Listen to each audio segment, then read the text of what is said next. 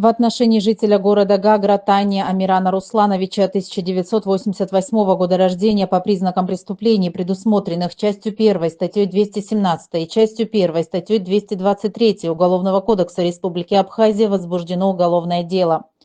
При личном досмотре у данного гражданина было изъято хранимое при себе порошкообразное вещество, как впоследствии установлено экспертами, наркотическое средство кокаин. Также изъят пистолет ГЛОК-17 калибра 9 мм с магазином, снаряженным патронами аналогичного калибра. Амиран Таня был задержан в результате проведения усиленных рейдовых мероприятий на посту ГАИ «Холодная речка» сотрудниками Управления уголовного розыска Министерства внутренних дел совместно с сотрудниками УВД по Гагрскому району, когда следовал на автомобиле Porsche Cayenne без госномерных знаков. При осмотре транспортного средства сотрудники милиции обнаружили и изъяли еще один пистолет, переделанный из охолощенного пистолета модели ТТ в боевой, и боеприпасы к нему.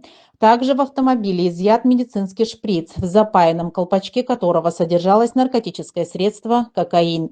Расследование уголовного дела проводит отдел дознания УВД по Гагрскому району. На время предварительного следствия гражданин Тани ограничен подпиской о невыезде и надлежащем поведении.